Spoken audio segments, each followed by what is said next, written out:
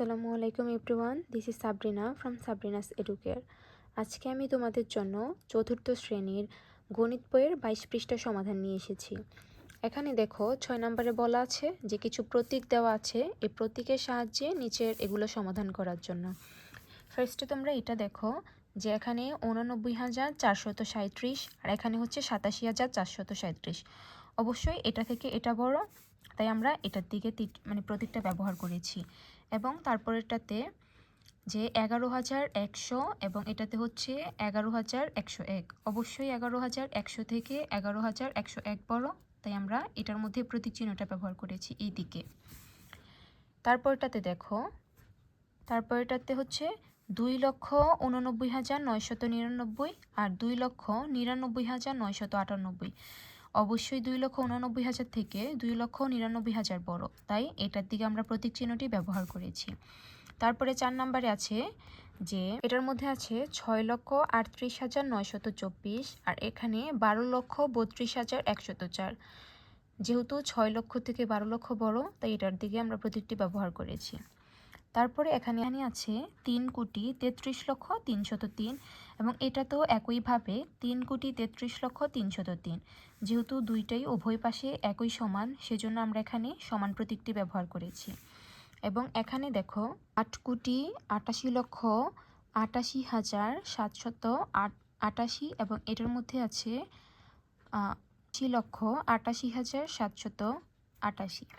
যেহেতু এটা থেকে এটা বড়, যেহেতু এখানে হচ্ছে কোটি পর্যন্ত সংখ্যা আছে, সেজন্য আমরা এটার দিকে প্রতীক চিহ্নটি ব্যবহার করেছি।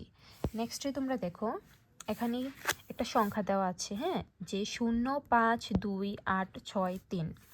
আমাদেরকে বলেছে 1 নম্বরে যে এই সংখ্যাগুলো থেকে আমরা এখানে যে সংখ্যাগুলো আছে এই সংখ্যাগুলো ব্যবহার করার মাধ্যমেই হচ্ছে ফার্স্টে একটা বৃহত্তম সংখ্যা বানাতে হবে।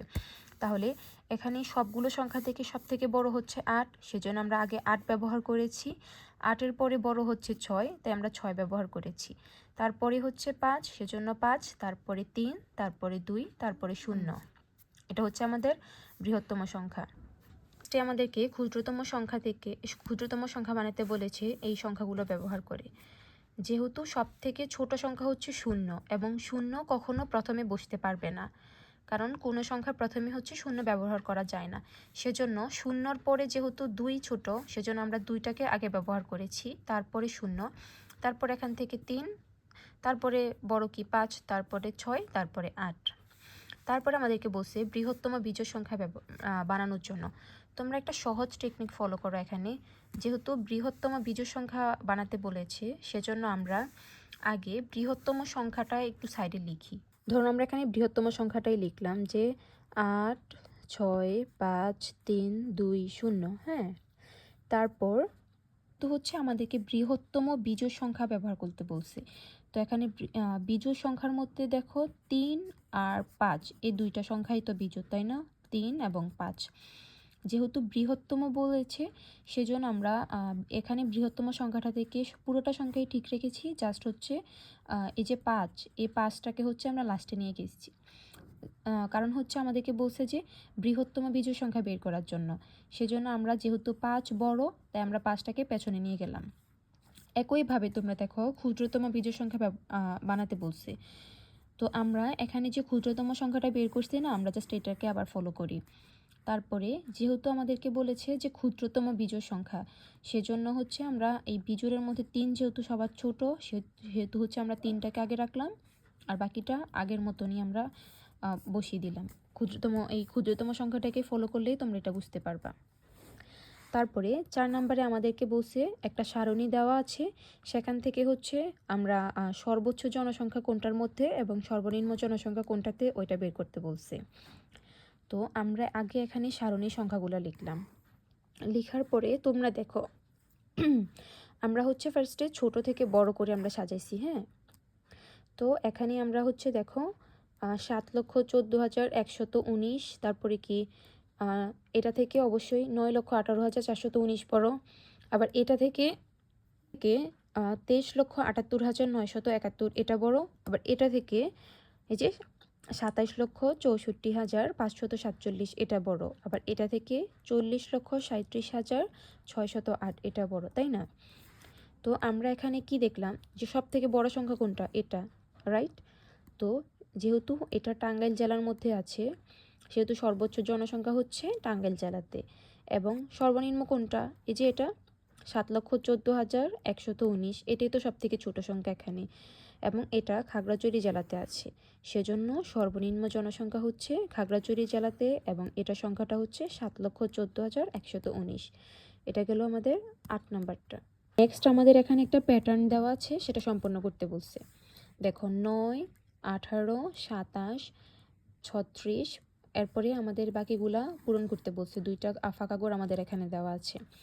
তো 9 থেকে 18, হ্যাঁ 18 পর্যন্ত যাওয়ার জন্য আমরা দেখো, তোমরা জাস্ট এই জিনিসটা চিন্তা করো যে 9 থেকে 18তে যাওয়ার পরে আমাদের কতগুলো সংখ্যা সামনে যাওয়া লাগছে।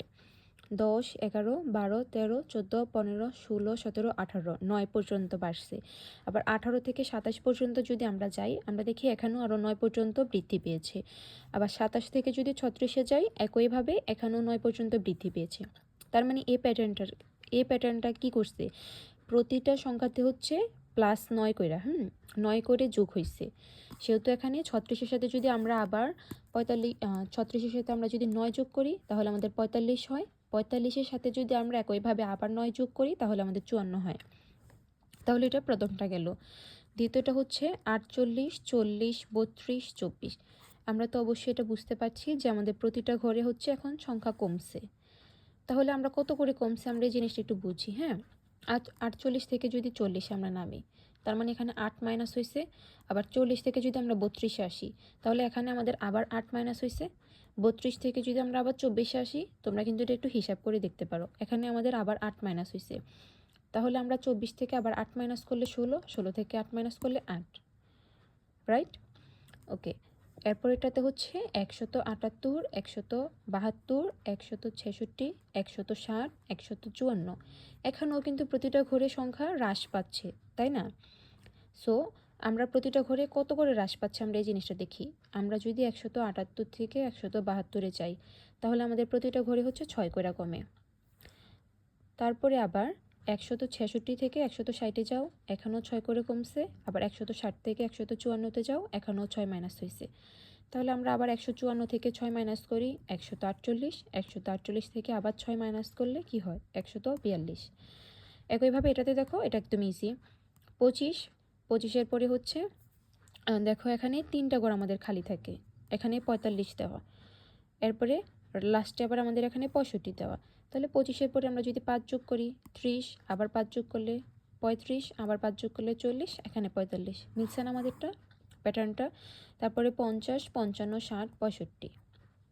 আর নিচে বলছে একটি প্যাটার্ন তৈরি করি যা শুরু হবে হচ্ছে 0 দিয়ে, এবং নিয়মটি হবে আগের সংখ্যার সঙ্গে 8 যোগ। তো আমরা যদি 0 দিয়ে শুরু করি এবং 0-এর সাথে যদি আমরা 8 যোগ করি 8 হয়, 8-এর সাথে যদি আমরা আবার 8 যোগ করি 16, 16-এর সাথে আবার 8 যোগ করলে 24, 24-এর সাথে যদি আমরা আবার 8 যোগ করি 32, এটার সাথে আবার 8 যোগ করলে 40, 40-এর সাথে আবার 8 যোগ করলে 48। আশা করি তোমরা বুঝতে পেরেছো। তারপরও যদি তোমাদের কোনো সমস্যা হয় বুঝতে, তাহলে কমেন্ট সেকশনে অবশ্যই আমাকে জানাবা।